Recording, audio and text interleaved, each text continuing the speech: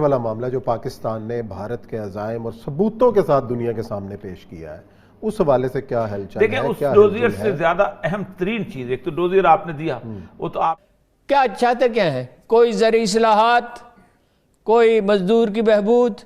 کوئی انڈسٹریلائزیشن، ملک کی ترقی کا کوئی منصوبہ، سول سروس کو بہتر بنانے کا کوئی منصوبہ، ایف بی آر کی بہتری کا کوئی منصوبہ۔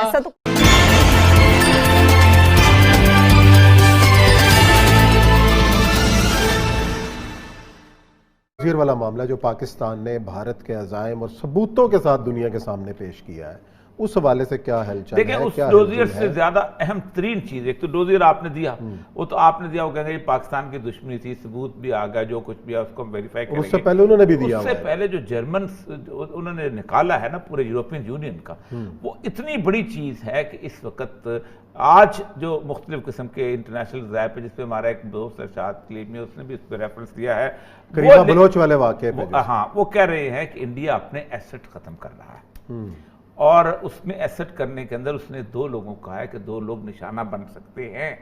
ایک طارق فتح اور ایک حسین حقانی۔ اچھا، کیونکہ وہ بنیادی طور پر کہتے ہیں کہ سب سے زیادہ وہ اس گروپ سے وہ جو ایفیلیٹڈ تھے اور اس سے فائدہ اٹھاتے تھے، اور ان کی ویب سائٹ کے ساتھ اس کے ساتھ انکلوڈڈ تھے، اور وہاں وہ بلائے بھی جاتے تھے، ان کے ٹی وی چینل میں بلائے جاتے تھے، they were the darlings of Indian channels۔ ٹھیک، اور اس کی بات یہ ہے کہ یہ دونوں جو بات ہیں، جو کہ سویڈن والا جو لڑکا مارا گیا ہے، بلوچ لڑکا، اور اس کے بعد یہ کریمہ بلوچ ماری گئی، یہ ایک ایسی کیفیت ہے کہ جس کے اندر سوائے ایک انٹیلیجنس آپریشنز کے کچھ نہیں ہو سکتا۔ اب پاکستان میں ہمارے ہاں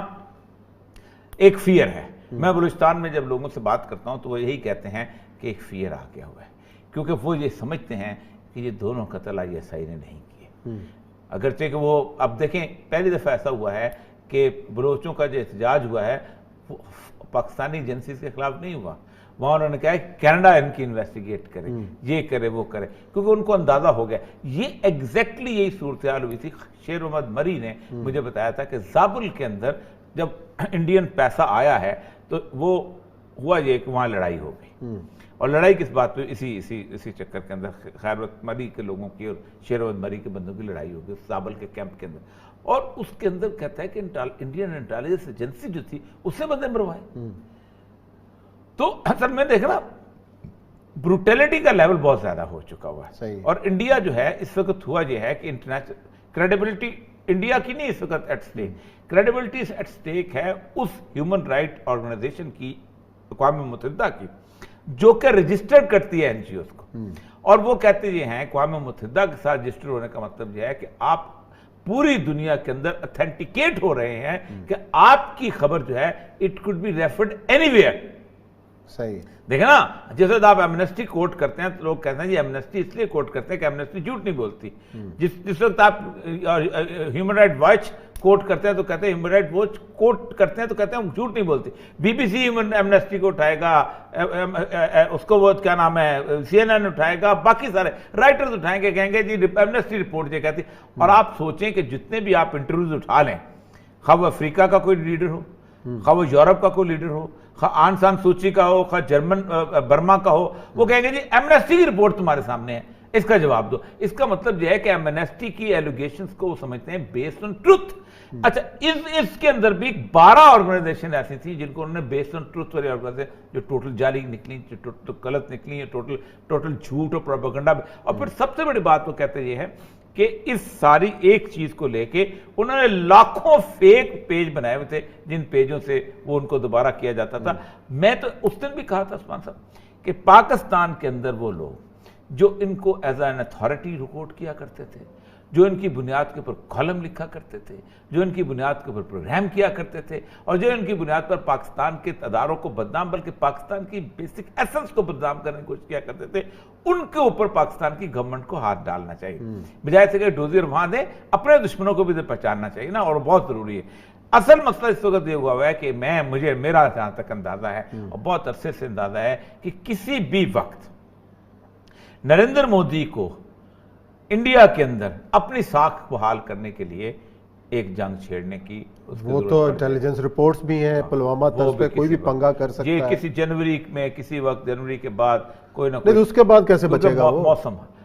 ہوتا یہ نا، دیکھیں خوف میں اکٹھے ہو جاتے ہیں، چوزے اکٹھے ہو جاتے ہیں، मुर्गी के नीचे। नहीं तो देख लेना 27 फरवरी आने वाली है, क्या हाल हुआ, तो अभी भी वही हाल करा। भारत की बात कर रहे हैं कि जहाँ पे किसानों का एहतजाज आज भी जारी है और मोदी हुकूमत के लिए मुसलसल परेशानी का बायस बना हुआ है, और ये सब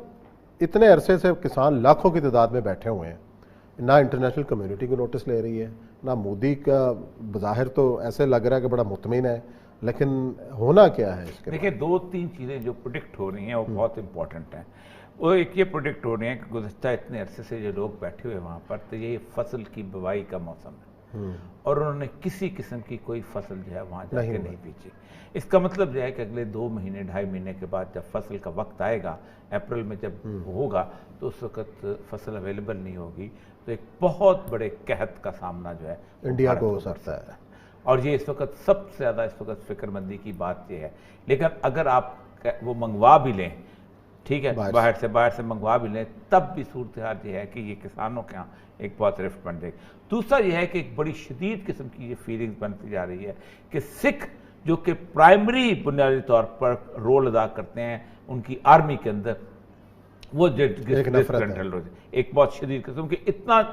तवील किस्म का धरना और इतना तवील किस्म का एहतजाज जो है वो कभी नहीं हुआ जितना इस वक्त हो रहा। और तीसरी बात जो इंपॉर्टेंट 3 चीज़ ये है कि नॉट ओनली सिख, बल्कि वो तीनों बाकी सूबे जो कि पंजाब से तकसीम किए गए थे, जिसमें हिमाचल प्रदेश और हरियाणा जो है, ये तीनों जो मिल के जो बनते हैं, इन तीनों के अंदर भी ये सारे के सारे किसान दिल्ली के अंदर बैठे हुए। असल में यहाँ पर वो कहते ये है, वही जो ब्लेम होता है कि ये बेसिकली जो है ये खालिस्तान वालों ने इनको उठाया हुआ है, ये पाकिस्तान के एजेंट हैं और ये करने, जबकि उन्होंने अपनी मूवमेंट को वहाँ से बिल्कुल दूर रखा है और उसके अंदर गुलकार लीड कर रहे हैं, उनके सिविल सोसाइटी सारी लीड कर रही है, बाकी लोग लीड कर रहे हैं और वो वहाँ पर मौजूद हैं। और उसके साथ साथ जो मुसलमान कम्युनिटी है वो अब उनके साथ आके मिली। और एक बात जो कि इंडिया पूरे का हर जर्नलिस्ट, इंडिया पूरे का हर फ्री थिंकिंग रखने वाला कहता है कि आज से 100 साल पहले जो कायद-ए-आज़म मोहम्मद अली जिन्ना ने बात की थी हिंदू के बारे में कि हिंदू इज इनकरेजिबल, वो बिल्कुल ठीक साबित हो रही है। और वो ये वहां पर बाकायदा कोई ऐसी आप वीडियो उठा ले, वो एक बात है कि जिन्ना ठीक कहता था, ये तो हमारा मास्टर तारा सिंह जो है उसने हमने गलती की थी, जिन्ना उसको ठीक कहता था, वो इनके फ्रेम में आ गया। ये क्या चाहते क्या है? कोई ज़रूरी इस्लाहात, कोई मजदूर की बहबूद, कोई इंडस्ट्रियलाइजेशन, मुल्क की तरक्की का कोई मंसूबा, सिविल सर्विस को बेहतर बनाने का कोई मंसूबा, FBR की बेहतरी का कोई मंसूबा, तो पुलिस, कोई चीज, कोई इस्लाह। कुर्सी इक़्तिदार में भीख में इक़्तिदार दे दो। वो तो कहते हैं 22 साल इमरान खान ने धक्के खाए भीख में, उनको इक़्तिदार में, वो क्यों भीख में मांगेगा अरुण साहब? इमरान खान ने तो 22 साल स्ट्रगल की ना। नवाज शरीफ को किस तरह इक़्तिदार मिला था? नवाज शरीफ को किसने वजीर और वजीर आला बनाया था और किसने वजीर आजम बनाया था? इक़्तिदार जैसे भी मिला हो, वो कहते 3 हुकूमतें अवाम के लिए कुर्बान कैसे मिला था इक़्तिदार नवाज शरीफ को? इस सवाल का जवाब दें। उसी रास्ते से फिर हो गया था। उसको तो 100% इसने तो 22 साल स्ट्रगल की ना। इस पे तो एतराज ये है कि इस्टेब्लिशमेंट की हमायत हासिल है। और भुट्टो साहब वजीर कैसे बने थे? सिकंदर मिर्जा ने बनाया, उनकी बेगम के और सिकंदर मिर्जा की बेगम के ताल्लुकात हैं। He had no political background.